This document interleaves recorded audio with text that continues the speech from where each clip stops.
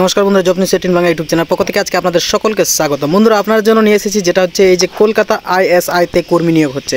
এটি হচ্ছে একটি সরকারি দপ্তর, সেখানে নিয়োগ করা হচ্ছে। বেতন থাকছে 25,000 টাকা। সেই নিয়ে আমি বিস্তারিত আলোচনা করব। ভিডিওটি প্রথম থেকে শেষ পর্যন্ত আপনারা মনোযোগ সহকারে ওয়াচ করুন। এখানে আপনারা দেখতে পাচ্ছেন যে ইন্ডিয়ান স্ট্যাটিস্টিক্যাল ইনস্টিটিউট, যেটা হচ্ছে শর্ট ফর্ম আইএসআই নামে পরিচিত। ঠিক আছে, এটা হচ্ছে সরকারি একটি দপ্তর, সেখানে কর্মী নিয়োগ করা হচ্ছে। পদের নাম হচ্ছে কি প্রজেক্ট লিঙ্কড পারসন।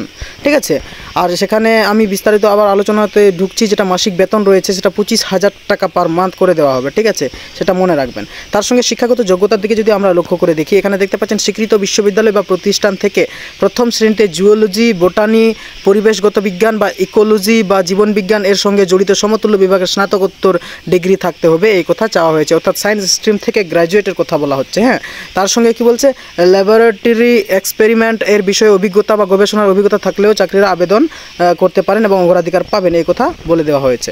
তার সঙ্গে কি রয়েছে আমরা একটু দেখব বয়স সীমার কথা।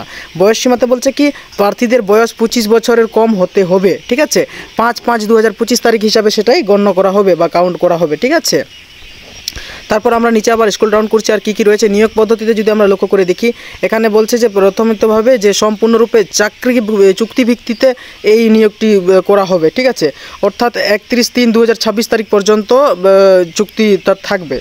ঠিক আছে, সেই চুক্তির ভিত্তিতে নিয়োগ করা হবে এখানে, এই কথা বলে দেওয়া হয়েছে।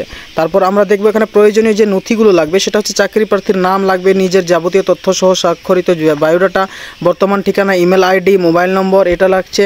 তারপর কি লাগছে একটু দেখে নিই। স্ক্রল ডাউন করার পর নিচে এই যে অভিভাবকের নাম, জন্মের বিবরণ, শিক্ষাগত যোগ্যতার যাবতীয় প্রমাণপত্র এবং মার্কশিট, অভিজ্ঞতার প্রমাণ, ভোটার কার্ড, প্যান কার্ড এর মতো পরিচয়পত্র, কাস্ট সার্টিফিকেট ইত্যাদি, এগুলো। ঠিক আছে, আবেদন পদ্ধতিটা হচ্ছে অনলাইনে করতে হবে না, এটি সমস্ত অফলাইন মোডে আবেদন জানাতে হবে আপনাদেরকে। ঠিক আছে, ইমেলের মাধ্যমে। এই যে ইমেলের বিষয়, এই যে এই ইমেলে লিখে পাঠাতে হবে।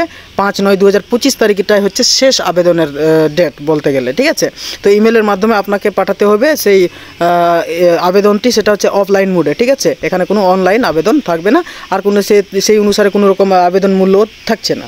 তো আজকের ইনফরমেশন এতটুকুই ছিল। যদি বিস্তারিত জানার ইচ্ছে থাকে বা ইমেল আইডি থেকে শুরু করে বা কোন ঠিকানায় পাঠাতে হচ্ছে, কেমন ইমেল লিঙ্ক করলো, সেগুলো আমার ডিসক্রিপশনে গিয়ে পেয়ে যাবেন।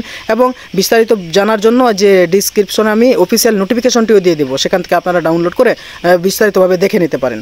আজকের ভিডিও এখানে সমাপ্ত করব। ভালো থাকবেন, সুস্থ থাকবেন, দেখা হবে নেক্সট ভিডিওতে। আর আমার চ্যানেলের সঙ্গে সম্পর্ক রাখার জন্য সাবস্ক্রাইব করে রাখবেন। আর যদি ভিডিওটি ভালো লেগে থাকে নিশ্চয়ই একটি লাইক করে রাখবেন।